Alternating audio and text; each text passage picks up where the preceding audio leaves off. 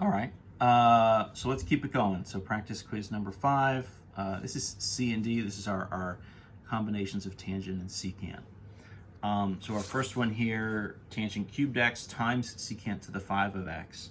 For combinations of tangent and secant, I think the sort of order of things was look for an even power on secant. If you have that, then the power on the tangent doesn't matter. In this case, the power on secant is odd, so that's not going to work. If the power on secant is odd, then you want to check the power on tangent, and the sort of better case scenario is that both secant and tangent are odd. So you want, in this case, an odd power and another odd power. And the move is going to be that you want the integral of tangent x secant x times, you want to borrow like one secant and one tangent from each of the original places here. So let's do that first. So I'm just going to end up dropping these powers by 1, so that would be tangent squared, right, times secant to the 4 times, and then the idea is I've taken, right, kind of 1 secant x times tangent x out here to the side. That's going to act as my derivative. What is that a derivative of? Right, secant tangent. That would be the derivative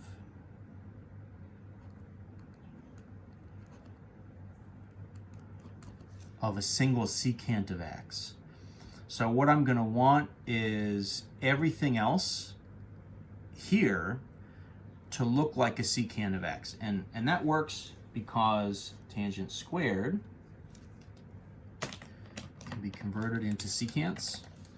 So this is why you want tangent squared x, right, from our sort of Pythagorean formulas would be secant squared x minus 1.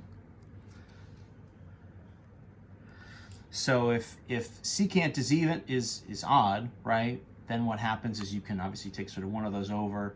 I guess in some sense in this setup, it honestly doesn't matter if the secant power is odd.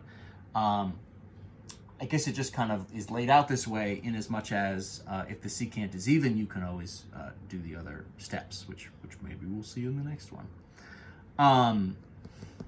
The real thing what we need here is tangent to be odd, so I can have one tangent come out, be left with, right, an even number of tangents, so that can be converted into secant squared x minus 1, or, right, secant squared x minus 1 quantity squared, or cubed, or however much. The big move here is I just want everything else to be written in terms of secant. So secant x tan x dx. This stuff's getting just a little tight. So our u substitution, right? So tangent is here. If I want my derivative to be secant tangent, what I need for my u is let u equal a single secant of x, right? This kind of matches a little bit what we were doing in the last one with our sines and cosines. You want sort of one piece out to the side as your kind of derivative. What would be the derivative in a u sub? You want everything else converted into what that u sub would be. So, right, then our du dx is secant x tangent x, meaning our dx is just du divided by that.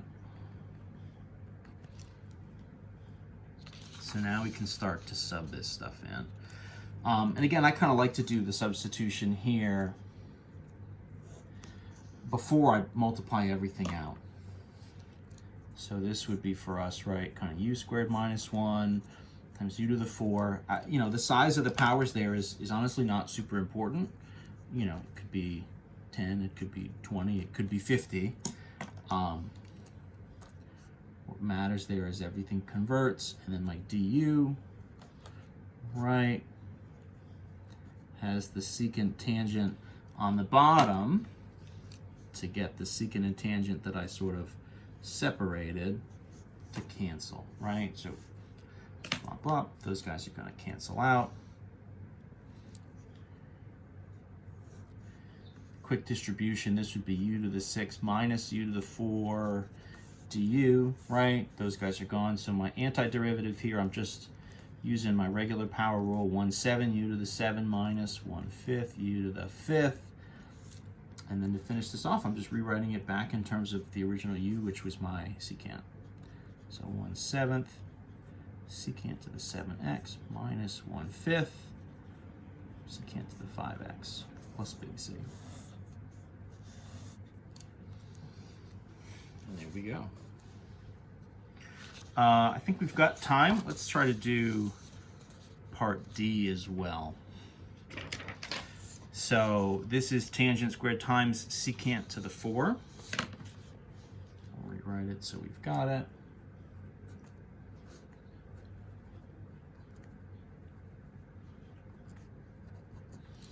And in this case, both of the powers are even, but what we kind of had in our checklist is look at the secant first, and you want to look for that to be even.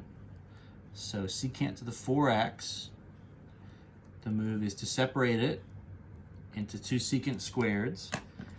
You want to save one of them as your derivative, and then the other, right, we're going to just keep using these Pythagorean identities. So if tangent squared is secant squared minus 1, secant squared of x converted into a tangent would be tangent squared x plus 1. So that's going to be the sub that we do. You know, in a big picture sense, these all have very similar kind of strategies. It just depends a little bit, right? What's different and makes them each unique is just which of the functions you're working with, right? Will kind of force you to look for slightly different powers and slightly different setups. But the general strategy here of, right, try to pull, you know, a secant squared out because it would be a derivative, try to pull a secant times tangent out because it would be a derivative, a single sine or a single cosine, same basic idea, right, would be derivatives. And then you want everything else converted into whatever the sort of initial value would be that would give you that as a derivative. So if secant squared is my derivative, that means I want to let my u equal the tangent of x, right? So that way du dx is secant squared. So dx, right, just sort of reorganized, is du divided by secant squared. And then I can start to rewrite this in terms of u. So tangent squared is u squared times quantity u squared plus 1. My secant squared, right? So that's the one that I had sort of separated on purpose to act as my derivative, right? To sort of work with the du. And then that dx is du over secant squared, right? So this is set up very similar to how the other ones go. Get these guys to cancel.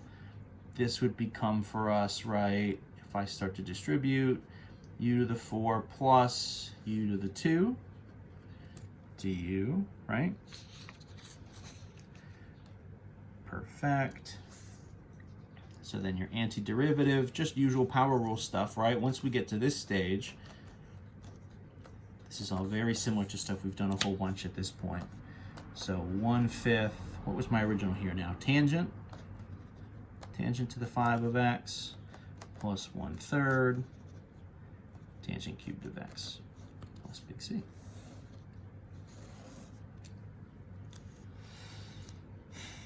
And that's what we're after. Let me see if I can get this so it's almost all in frame.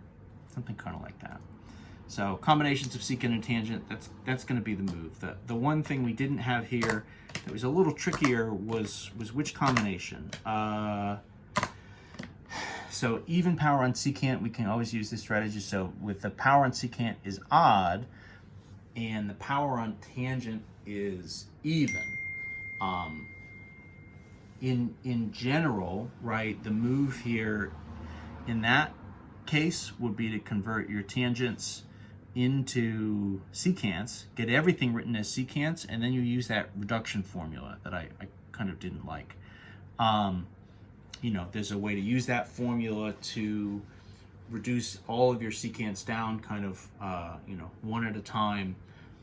You know, it extends, it kind of goes and goes and goes. It was this really extended integration by parts set up that rather than have you guys actually sort of go through the integration by parts, we said this formula is usable, and that'll do. So anyway, that's the end of 8.3 in our quiz. We'll do some 8.4 stuff here in the next video.